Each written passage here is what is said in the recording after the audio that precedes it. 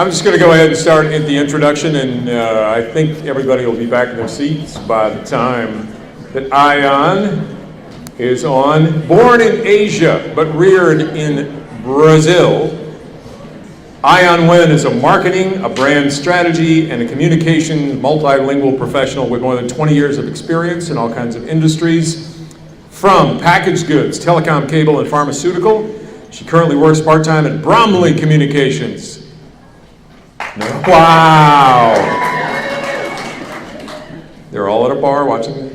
And managing Enterprise's Latin American business and as a planning director for Western Union. 2009, she launched Ayon's Bakery that specializes in cakes inspired by her childhood in South America. An affinity for long-distance running cycling led to her to launch Ayon Fit in 2012 that provides workout sessions for companies that conduct meetings here in San Antonio, and now training for her first half Ironman.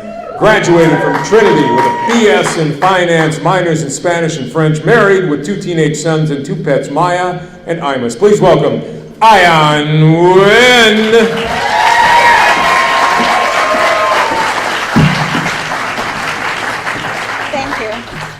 I'll get right into it. So I'm going to talk about Brazil. Oops, sorry. I'm going to get right into it. I'm going to talk about Brazil, my home country where I grew up. Let's see. Space bar. Okay, there you go. So when people think of Brazil, they think of churrascarias, soccer, we call futebol, carnival, and string bikinis, which in Portuguese is fio dental, which literally means dental floss. And if you don't get that, then come talk to me afterwards, okay? Most people are amazed about the size of the country. To put into perspective, Brazil is larger than the US without Alaska.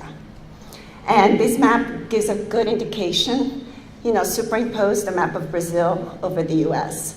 It was colonized by the Portuguese, who were the biggest navigators in colonial times, along with the Brits. And it's no wonder why the English-speaking countries and the Portuguese countries in the Americas had the largest communities of African Americans, because they were the largest slave traders in that time.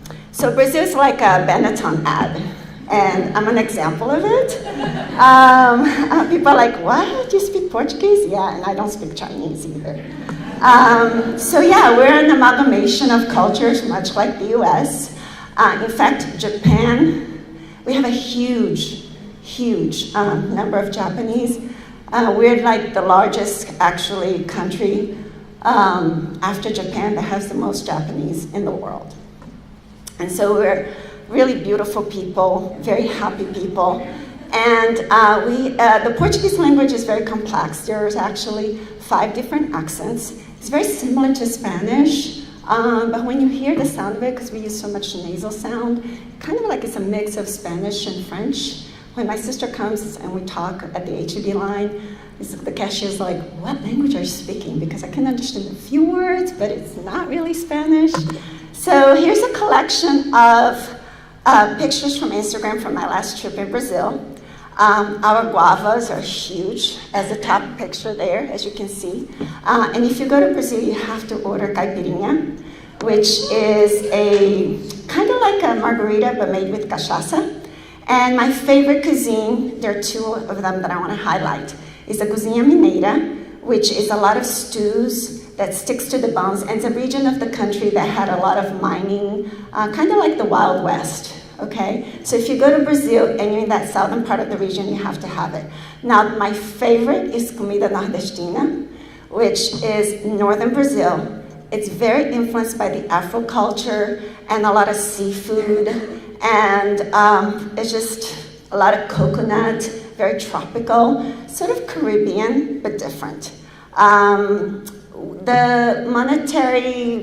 money that we use is real. It was part of a plan that just came out in 1994 after 30 years of major inflation. I just remember buying like a dish for like 15,000 cruzeiros, which is just so ridiculous. And we have the first woman president, Rousseff. This is Rio de Janeiro. To me, if you go to Brazil, you have to see Rio.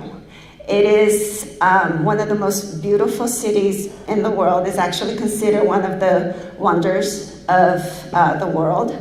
And this is Brasilia. So for the architects in the house, it's actually the capital of Brazil. And it was built before people moved in because they wanted to move the politicians to the middle of the country. It used to be Rio. And so it was built in the shape sort of like an airplane. And it's a super modern city and very well known for its architecture. Manaus is the city through which you enter the Amazon in Brazil. And it basically it has like opera house, things you wouldn't imagine, but the rubber industry is so huge there, they brought a lot of Europeans. So, okay, I'm moving on to, this is going faster than I thought. Curitiba is known for, it looks very European, and it actually is one of those cities where environment people actually go there because everything in the city is recycled. And Salvador is one of those jewel cities in the country, very colonial. So as you can see from these images, all the different cities in Brazil are very different. Some are very European, some have major colonial aspects like Salvador. And this is the Pelourinho in the middle, cobblestone in the heart of Salvador. This is my beloved Recife, where I grew up, which is a very industrial city in the Northeast. And it's known as the Venice of South America because it has 50 bridges for pedestrians and cars throughout the city, but also a wonderful beach. And okay, I'm gonna get right into this. This is a joke. The robber came and said, "Give me the money and the phone." And then I asked, "Why are you robbing me in English?" He answered, "Because I'm training for the World Cup."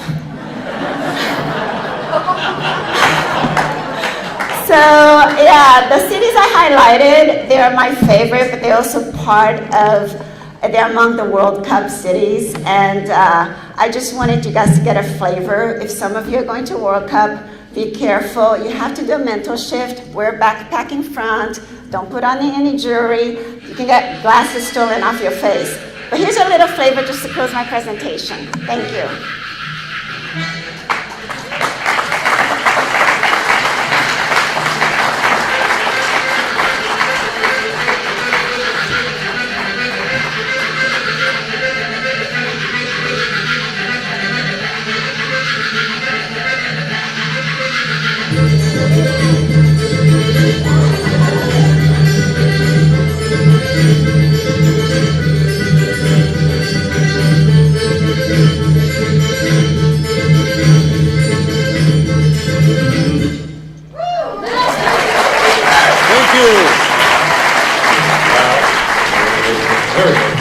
Thank you, and it's Ayon, right? Yeah, Ayon. Now, first of all, give her a big hand. You can't be nervous and work for Brownlee Communications. Give her a big hand. And also, just a couple of maybe obvious questions. How does one get from your part of the world to Trinity University in San Antonio? Oh, my dad was crazy. Oh, it's the parents. It's always the parents. Yeah, it's my father. He just said, let's move to South America. And we tried Argentina, we tried Bolivia, Paraguay, and we ended up actually trying the south of Brazil, which is cold. And then when he hit the Northeast, he's like, this is where we need to be. Recife is right south of the equator line, so it's very tropic. It's like year-round warm. And that's kind of how Taiwan is. So we decided to settle there. And how old were you when this happened? I was 2.5. Oh, okay, so I understand now. Yeah. And now, are you going back for the World Cup? Hell no. But Everything I guess is you're double the recommending price. this wonderful place. It's a wonderful place, but right now it's going to be crazy. And I mean, it gets crazy enough when the World Cup is not even in Brazil. So I would just like, no, I'm going to watch it from the comfort. But I have lots of Brazilian friends going to Brazil right now. Oh, right, some of my and they're best getting friends ready are to go. Brazilians. Yeah, and you know, but everything is double the price. And you saw that joke passing around? Yes. it's happening. Yeah, how about misconceptions? Because I would have thought maybe the crime and the poverty and things about the Amazon, maybe we have misconceptions, but maybe we don't. Well, you know, I think, I'll give you an example. Actually, I have two friends here in the audience who just came back from Brazil. They didn't get robbed or anything.